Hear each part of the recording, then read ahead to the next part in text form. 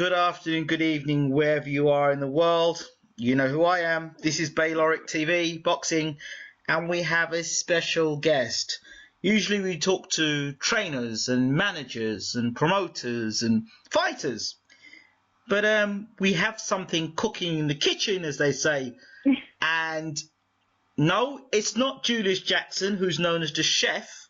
But we have somebody else who actually is a chef in boxing. Not that Julius Jackson isn't a chef in boxing, but this lady is. Her name is BB Garcia.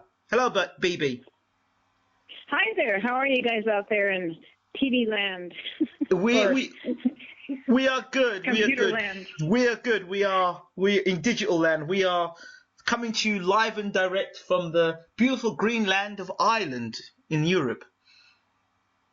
And I'm coming to you from the beautiful land of California. Yeah, I'm sure that it's much more beautiful out there. It's pretty grim at the moment. It's nighttime here. It's 10:30 at night. So what time is it over there in California? Right now it is currently 2:37 p.m. in the afternoon. Well, p.m. And what's the weather like? Don't tell me it's hot and sunny. Go on, tell me that. Well, I live on the water, so it is not hot and sunny. It's breezy and sunny, so I'm about at 67 degrees. The highest today will probably get to about 70, 75, but no more than that. Okay, see, got it good then. Yes, very good, very good. Not too hot and definitely not too cold, and we do get a nice overcast in the morning, so when you're just waking up, you don't have the sun blaring in your eyes. You have a little bit of a misty air with a nice fog, and I live right on the water, so it's quite beautiful. I spent 2 years in the Caribbean, and it was beautiful weather every morning, or most mornings, and I miss the heat. I got to tell you, I do miss the heat. Why I decided to come back to Europe, I don't know, because the weather's beautiful in the Caribbean. Alas, we are where we are. You're in California, I'm here. So people want to know a little bit more who BB Garcia is. So tell us a little bit about you, BB. Well, my company is BFit by BB, and it's also at bfitbybb.com. Okay. And basically what I do is I offer personal training as well as personal chef services. Recently, I was brought onto a job with Jesus Cuellar, who's the current world featherweight champ of the world, and I was his chef for his camp for 2.5 months, where I helped Jesus make weight and then rehydrate after he made his weight. Okay. Basically, there's a method to my madness. Food is a science, and I worked with Jesus. Jesus worked out like an animal. And I worked with him 1,000%, so he could enjoy what he was eating as well as make his weight and be happy, not only physically, but mentally. And that's a big part we have a problem with in boxing. These guys, they cut weight and they get down to a point where they literally lose color, they lose their mindset, because without the proper nutrition, you tend to go down. And Jesus's morale was the best that they have seen ever since Jesus has been fighting. So I was very proud to hear that and also see him reign his championship. Fantastic stuff. Well, it's kind of like, I think we're in the right place at the right time, BB, because at this minute in time, I'm sure you know that Mayweather's announced his next fight's going to be against the all-time great Andre Berto. Now, the fact that this fight's been announced, it's not that I want to talk to you about. It's the fact that the chefs in both Berto's camp and Mayweather's camp have a bit of beef, pardon the expression, between one another. Berto's camp are saying that Mayweather eats too many sweets in between his fights and in lead up to fights, and Mayweather's camp are saying that Berto, doesn't matter how much he eats or what he eats, he's still going to get beat up anyway. What do you think about this? It's very unusual to hear two chefs going back and forth at one another. I think it's preposterous. I don't see why the chefs should be even discussing who eats what and when they eat it and why they eat it. Whatever chef's method to their madness is their method to the madness. Basically, it's to cater to the boxer and make sure that the boxer is happy. When chefs start having beef, no pun intended, as you stated, when chefs start having beef, it takes away from the concentration that a chef is supposed to have toward the person that they are working with, whether it be Mayweather, whether it be Cotto, whether it be Berto, whether it be Canelo, whether it be anybody. Chefs shouldn't be arguing. They should be just concerned on one thing, and that is the boxer they are working for, not how and what the boxer is eating. First off, you don't give up your secrets. I mean, the proof is in the pudding. And what your boxer's eating, you don't go run around fighting with other people about it. Chefs fighting is ridiculous. I never heard of such a thing. I do my thing, and basically it's my communication with my boxer and whomever is in the camp. If the boxer has a significant other, of course, the significant other, in this case, was Jesus's his wife, and she made a lot of communication, and it was just basically the three of us. We sat down, we communicated what worked for Jesus, not what the other boxers were doing. I could care less what Darchinian was eating and how he was eating and what he was eating. The bottom line was my job was to work with Jesus, not communicate with other chefs. I didn't even bother. Wow, interesting. Let's go back a bit. Let's talk. Actually, before we go back and find a bit more about how you got to where you are, you mentioned something about the wife of a fighter. Now, you know, every wife or every partner of maybe a boxer or just an athlete would probably feel that they are in control of the menu and would feel they're the queen of the kingdom. Now, for you as another female to come in and cooking for a man, how do those dynamics work? I mean, you're professional in what you're doing, but how do you ensure that you don't cross over the lines but still remain professional and do your job 100%? Well, basically, I was told that the kitchen was mine and I was the boss.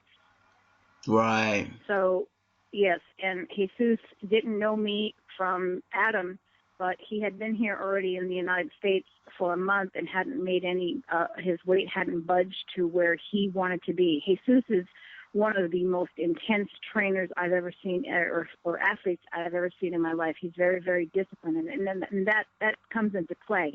But he let me do my thing, and basically I communicated with him on a regular basis. If something I found, well, first off, I sat down and said, what don't you like? And he would tell me the specific things, and it wasn't very many, so I didn't have to, there was not a list, I don't eat this, I don't eat that, I don't eat this. Anything I put in front of that man, he ate. And then if he didn't see the weight where he wanted, because he's been doing this longer than obviously than I had, he would say, okay, let's cut back on this. Okay, and then let's add this, or I want more of that. And then we would each night after he would get back from his run, he would do his weigh and have his what I would serve him for that particular evening or for the particular camp. We would communicate and say, okay, how did you feel today? How was your energy? How were you after sparring? And everything was timing. So it was more or less I just communicated. Yes, I communicated with him, but the only requirement that he had was after weigh-in, he wanted to have what he wanted to eat and didn't want to hear anything more. And I could understand that because, you're living on basically a specific lifestyle for several months, or not several months, for 3 months or 2 months. And then, of course, you want to indulge on something that you haven't had. And there was no argument there. I just wanted to make sure that while I was feeding him, what I was feeding him, and as his stomach was shrinking, I didn't want him to gouge after weigh-in. So he agreed to that, and what his choice of cuisine was after the weigh-in, he got to have that, and he ate it the way I explained, very small, small pieces. You can't have a lot. You can't just wolf down a bowl of pasta or whatever it is that a boxer wants. You have to just eat slowly and then set it aside and, eat it in increments. And that was the only request that Jesus had. Jesus saw a lot of progress with me in a fast amount of time. As a matter of fact, I think we were about 10 days out, and he was just about weight. And as a matter of fact, to where we had to kind of bring him up a little bit and keep him at a certain level so his energy level didn't go down. But he never lost mental composure, and that's what I was told, and that's what made me feel like $1 million, because of the fact that he made weight, but not only physically, but his mental status was great the whole time, and that's what a lot of these boxers I've heard throughout the months that I worked with the camp that they cut out all kinds of food. They don't drink water. They don't eat this. They don't touch that. And they basically starve themselves to where, it's just unhealthy. And that's what makes the brain not function. Wow. And if the brain's not functioning right, then you can't perform correctly. Whereas with Jesus, he did everything. We worked so closely together that it was a no-fail situation. He went into sparring and fought like an animal, and like I said, I cooked in the kitchen like an animal. It was hand in hand.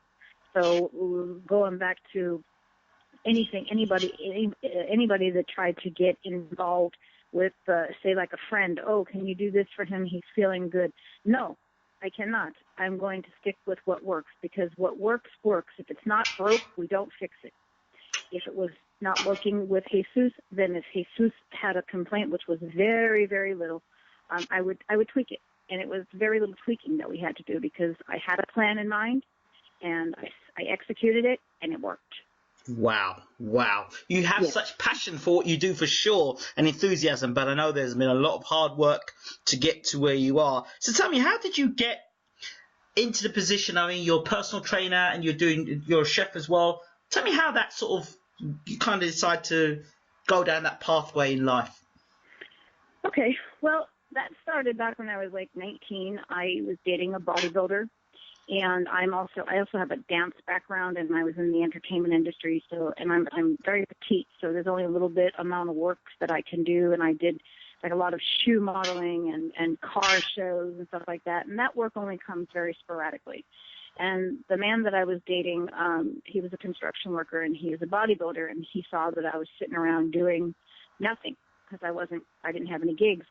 So he enrolled me in an aerobics studio, and then he handed me about 40 different books on bodybuilding, and one of them was with Arnold Schwarzenegger. The name of the book is Beef It, like not Beef It like BB, beef the meat, Beef It.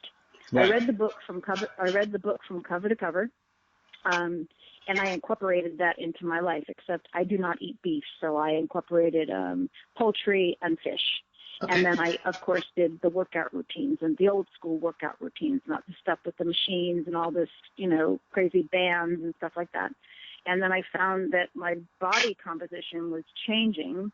And then slowly he introduced me to more and more different types of food, the way he was eating, the way he would cut up.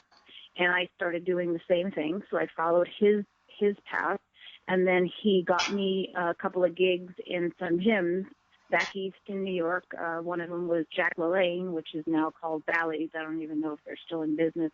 But I started doing classes there, teaching abs, hips, thighs classes. And then my major thing was, what had started me is in his home where I was living, he had a spare bedroom. And he had bought me, back in the day when the Stairmasters first came out, and he bought me a Stairmaster and a couple of sets of weights and some mats, and I got an idea. And my idea was, I put an ad into a local, newspaper, a penny saver, just a little $20 ad, and for personal training. And I started getting calls. And I was charging like $20 an hour back in, I think it was 1989, 90, 92, 90, between the early 90s. And then what I thought was, hey, if I have these ladies come into my home training, why don't I provide food as well? Because the two go hand in hand. So then I started offering the cooking services. And that's how, it wasn't Be Fit by Baby back then. I don't even recall what the name was. It was just, get fit, eat right, and, be happy. I mean, I basically did it that way. And I started making money going that route. That's how I became self-employed as a personal trainer and a personal chef. I just started going that route. Later on in life, I did go to culinary school, but I didn't go to culinary school to learn how to cook. I went to culinary school because it is a passion, and I wanted to fine-tune the history of cooking, like all of the beautiful sauces and things such as that, but not to learn how to cook, just fine-tune, the correct cuts, the correct ways of sauteing and making sauces and making food right. But I always ate on a healthy regimen. And then as time goes on, things change, food evolves. So you can't live on food from back in the 80s because those foods are no longer the hip thing. So everything I do, I am my own guinea pig. So what I do for myself, basically like what I did for Jesus, I have done for myself 3 or 4 times over, and it worked for me. Not that it's going to work for you, but we tried it, and it did. It worked perfectly fine for Jesus. And that's how I just kept going. I kept working in gyms, and then I kept putting out ads, and then Craigslist came about, and I did ads on Craigslist, and then I just moved from New York to California, and my dream was to actually work with boxers because I know they have to really, really work hard, and it's not easy. And I know that I can do the job and get the job done and get it done well and keep everybody happy. So it's bottom line, it's a passion. It's a passion that I have, and the work is not only for the hours that I am working with the boxer for the time that he's feeding. It's hours when I come home, I'm laying in bed and sometimes wake up in the middle of the night and, oh no, he didn't make weight. Oh no, I mean, it's sleepless nights. It's 24/7 for me. And literally, I didn't get a whole lot of sleep throughout the whole camp, but it wasn't for a bad thing. It was just because I was constantly trying to think, okay, well, if this doesn't work, what can I do tomorrow to make that work? So it's, it goes hand in hand. You just have to really be dedicated as well as the athlete. And that's why I wanted to work with professional athletes, because they're the best to work for, because they know they have to get this job done. They know they have to make weight. They know they have to do it. And then they can go back to their normal lifestyle. However, when you work with your regular people, it's not a problem, but they lose 10 pounds and then they think it's okay to go out and eat a full pasta dinner and a piece of cheesecake and drink 5 margaritas and then come back to me on a Monday morning and say, I'll be like, well, why is the scale up 7? You were down 10. Oh, I went to such and such. Well, okay. So it's a lot more fulfilling for me to work with the professional athletes, especially the boxers, because of their crunch time and their dedication. And it just is, it goes hand in hand. It's a full circle. It's interesting you say that, but as much as I would like to say to you, BB, that boxers make weight and they're always on weight, we've had a few fighters of recent times. It seems to be fashionable to come in overweight. Andrew Broner's done it. The great Floyd Mayweather's done it. There's a few others that just like to come in overweight. Now, is this a trend and fashionable, or is something wrong with their chefs? I think there's something wrong with both. And I think because I'm not going to knock anybody because I don't know these chefs, and I'm not going to get into a beef, no pun intended again. I don't know what's going on. I just know that the communication may not be there. And I am aware of the big problem where a lot of the fighters are not making weight. And I don't know why, and that's why I'm on Twitter. I'm trying to reach out to those boxers that I know have trouble making weight, and I want to get the opportunity to work with those boxers to help them in maybe ways that they haven't been helped via other chefs. I don't know what the other chefs are doing, and personally, I don't care. I would like my method to my madness and my Be Fit by BB plan to be incorporated into these people's lives. I think it would really make a big change in the world of boxing, especially with the boxers that are not making weight and coming in overweight. I'm sure it's a major stressor on both parties, or all parties, the management, the promoters, especially the boxers, when they got to come out of pocket and pay a fine because they're X amount of pounds overweight. But I think mainly, personally, I think communication is key in the whole, in every situation, in every business. And that's what it is, the business. And that could be the problem. I don't know. I have to actually get the opportunity to get in and work with one of these guys and see where the problems are. I can't judge from something that I haven't personally seen, but I just know what I'm hearing, and that's the major concern I have right now. That's why I'm all over Twitter. I want to try and help one of these guys, or two of these guys that have come in overweight.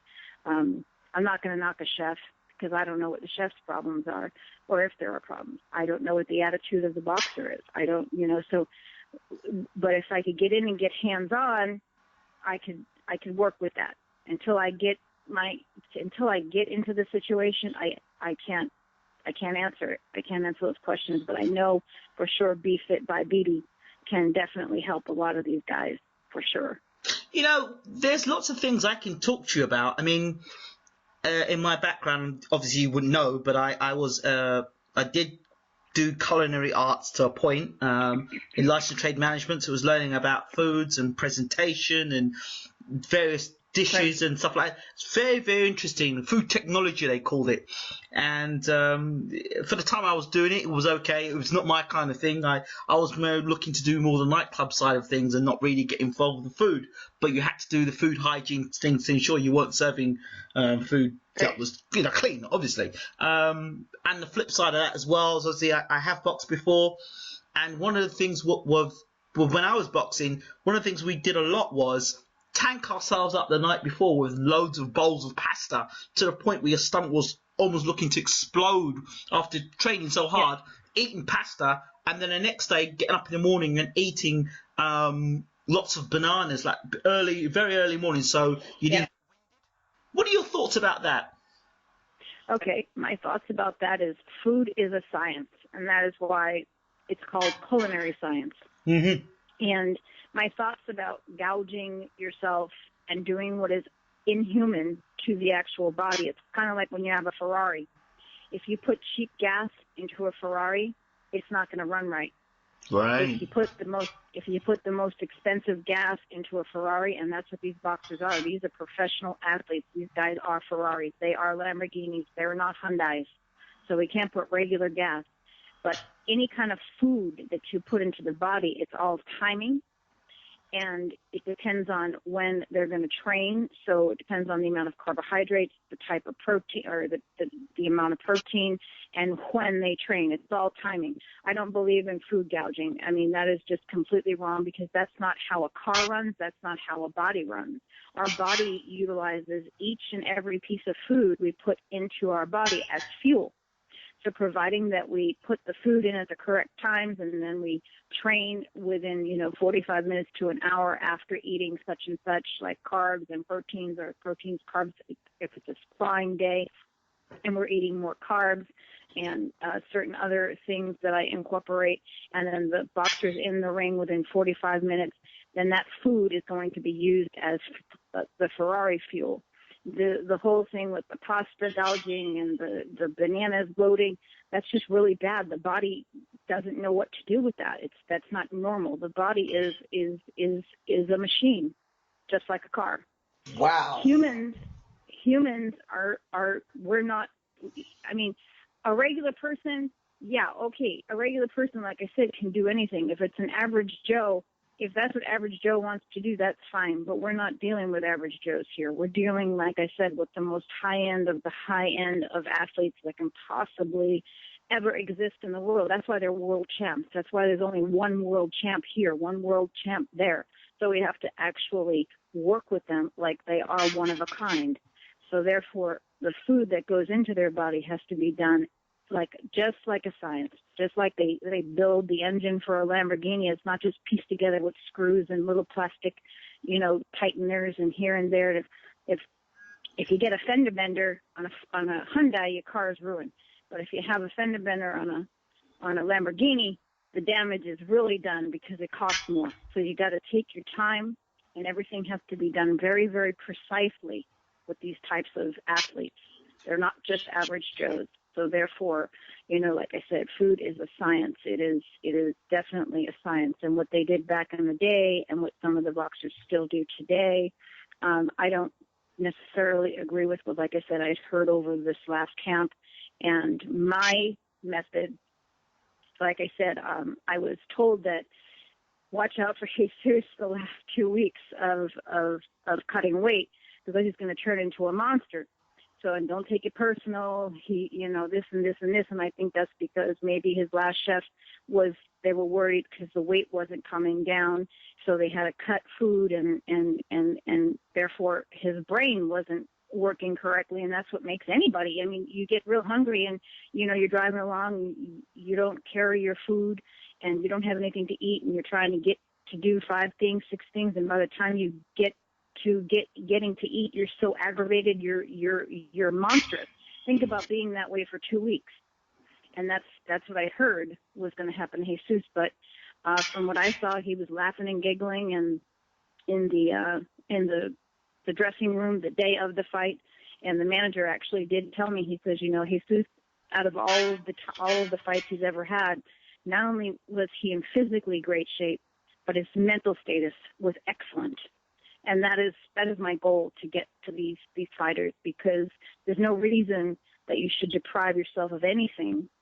And the whole thing is, if they have a sweet tooth, there's a way around that sweet tooth. They can have what they want. That's part of the Be Fit by BB plan. It's not a diet. It's a lifestyle. And I believe, like with my regular clients, you do this, you do this, you do this. What works, we work it. What doesn't, we fix it.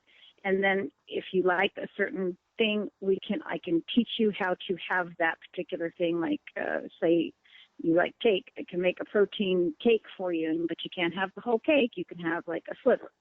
So there's ways around letting people get their craves and also endure losing the weight. But like I said, boxers are special people. They're not just anybody's. So the whole thing, like you mentioned, with the pasta and the bananas, that's I think a recipe for fail. Wow. No offense. Wow, no, No no, I'm glad you said it, and that's deliberately why I've said it, because I know there's a lot of people in amateur boxing, probably pro boxing, that do that sort of things. Not only that, the other thing is you hear a lot on HBO and on Showtime. They go, he's killed himself to make the weight, but he's made the weight now, and you'll see he's rehydrating tonight. He'll be weighing around the light heavyweight limit, and the guy's fighting at like maybe middle, super middle, and he's supposed to rehydrate up to light heavyweight. Does that actually work? Because I've talked to a few trainers and say that's rubbish, that they're putting water back into the system, but they're not actually really hydrating their bodies. Well, what happens is, because I believe, from what I heard, I have not seen it. Okay, yeah. So I can't. This is only hearsay. Right. Because I did not do it with Jesus. I did what I said, like, works for Be Fit by BB. Right. What works for me. Right. Okay. So if I'm also in the process of doing a world champ or a WBFF bikini contest, so I have to cut up. And the same thing that I'm working on is doing the same feeding plan I did with Jesus. From what I heard, the whole way that these guys go, I heard about one fighter who hadn't had any water for 2 weeks. Wow. And I heard it. I don't know how true it is. But the body can't function without water. I mean, we can't eliminate waste without water. And we can't think without water. I mean, the body needs water. And so making the weight, I think what happens does have a lot to do with whomever it is that's in the kitchen cooking this, preparing the meals for these individuals, and then maybe the discipline of the boxer might not be there, but they know, okay, well, when we get to, I'll eat what I want now. I think I'm only speculating. We can eat what I want now, and then I know that for 2 weeks I can go without food and I'll make weight. That's killing their whole entire, killing the whole organ system. I mean, it's killing the kidneys, especially some of these guys go down to, the light weights, and then they go back up to 160 and then come back down and have to lose 40 or 50 pounds. I mean, that's really bad on the body. It's called yo-yo dieting. And so I just believe that the rehydration process should be, the boxer should be able to make his weight the day of the weigh-in and then eat what he would like after the weigh-in. And then they do rehydrate up quite a few pounds, and that's because of whatever it is they're putting in their body. I don't think it's a whole lot of water. I think maybe they're carbon up because they want to have the energy for the next day, right, for the fight. And so I would assume that I mean, that's only the proper way. It's kind of like a swimmer.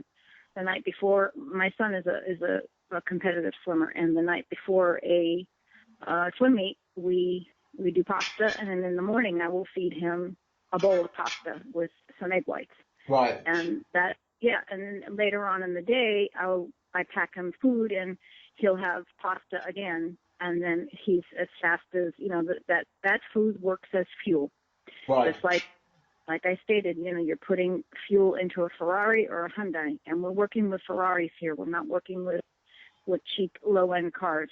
So, I mean, I hate to use the car term, but, I mean, you have one that's completely, vastly different from the other. So, yeah, it's hard to say because I haven't been around a whole lot of the boxers. I can only go on what I've heard, and what I've heard hasn't been very pretty, and it's not healthy. And some of these guys are so young, like you said, the amateurs. If they're going to live this lifestyle now in their early 20s, when they get to be 30 and somewhat not, they're going to have kidney problems, liver problems, other types of digestive system problems. Some of them, may take laxatives to eliminate waste, whereas actually you don't have to do that. You can, just increase the amount of greens or whatever it is that, certain people know what makes their body go eliminate waste. And there's a process to it. And if you eat food in a certain way, you train your body to actually eliminate waste almost the same time every day. And that's not including coffee. I mean, if the person does want coffee, I don't go for the caffeine, but I know a lot of the boxers, they need a little something, especially the European and the Argentinians. They like their cafe, so it's okay.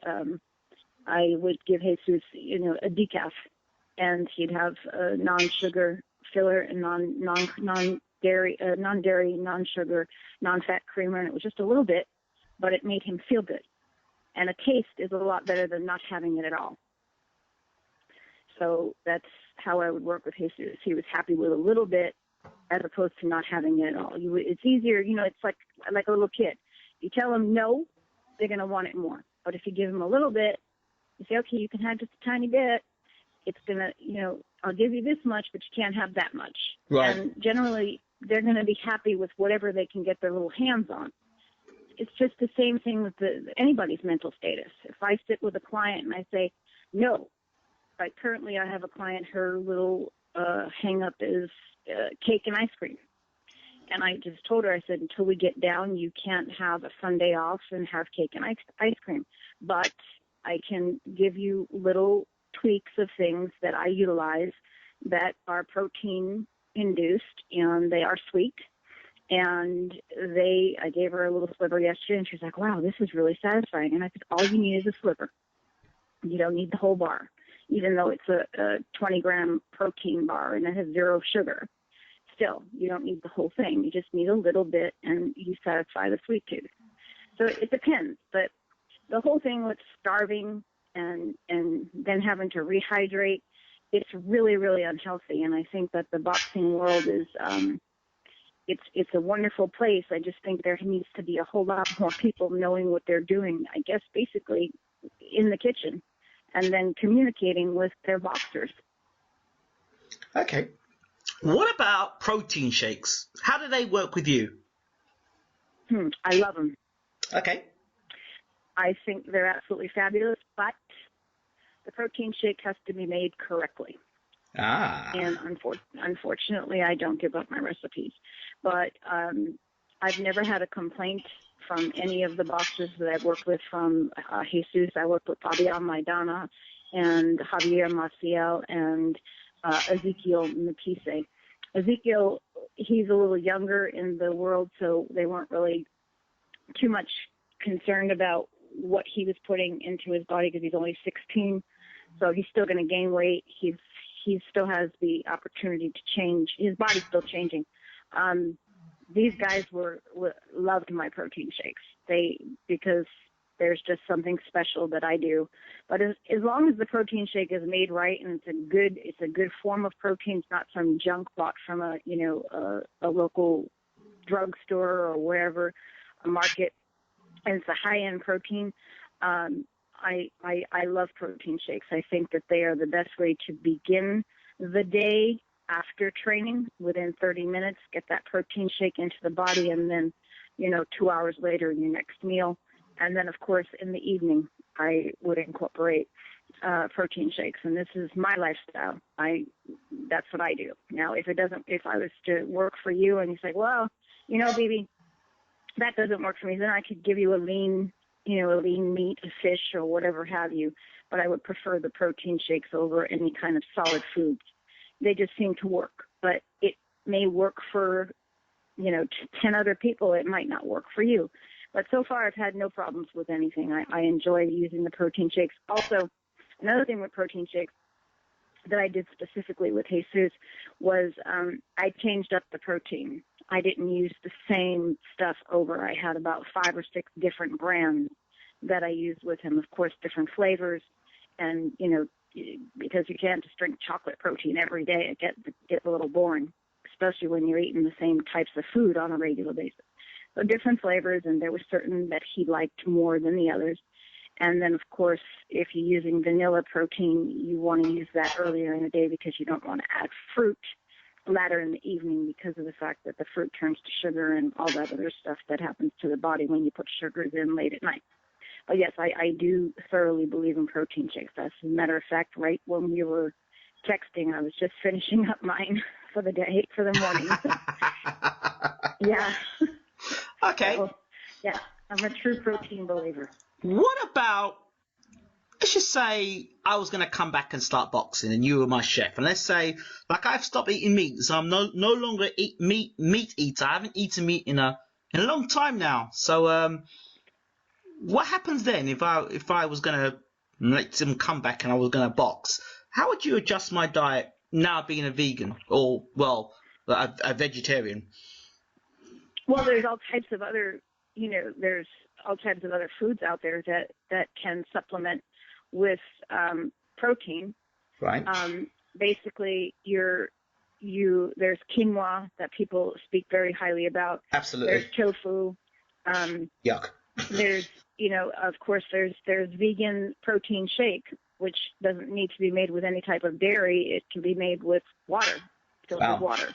Yep. So, yeah, so as long as we were to up the ante on what the serving would be for like a tofu or quinoa or any of those new non-vegan meat things or protein that they have out there that are vegan, then that can be incorporated, as well as I'd say there's the paleo diet. I mean, that's another one. I mean, I don't follow it, but it is big on lots of veggies, a lot of veggies, because veggies do fill you up.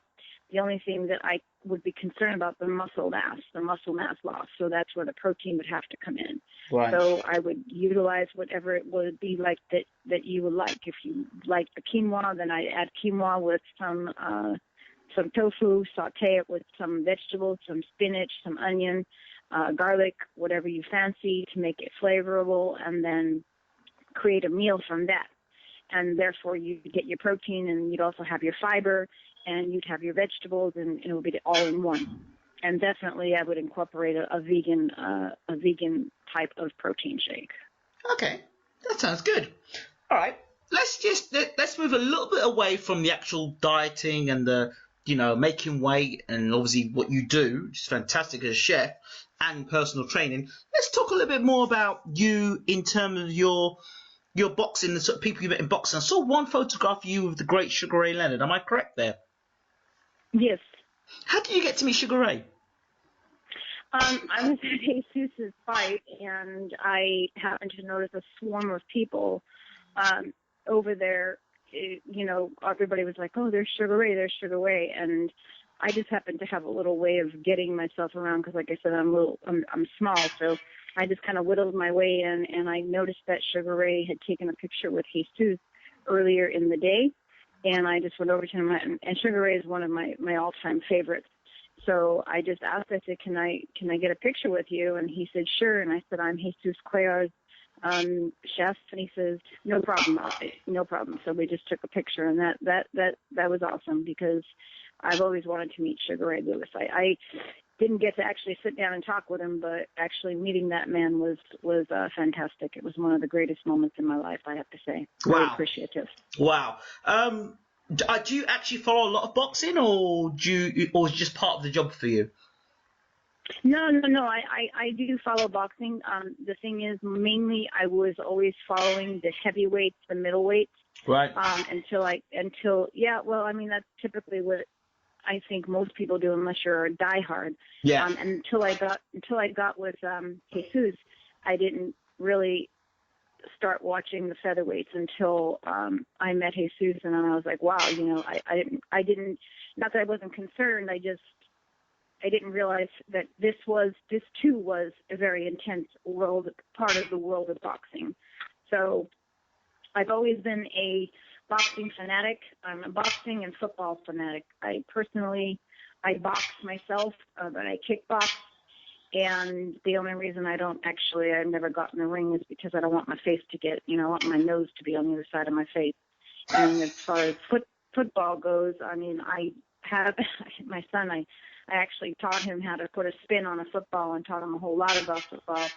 And he played football for quite some time throughout. When you say football, you mean soccer, right? Or you mean American football? Oh, no, American football. Yeah, you've got to clear that up because we know we're in the UK. We don't take kindly to football being considered.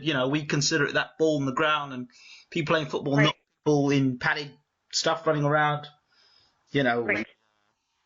Yeah, so it's American football. Cool. Okay. Yeah, so for me, boxing's always been a natural passion of mine. Boxing and fighting, period. UFC, MMA. Right. I love the Gracie Jiu-Jitsu. I've done that.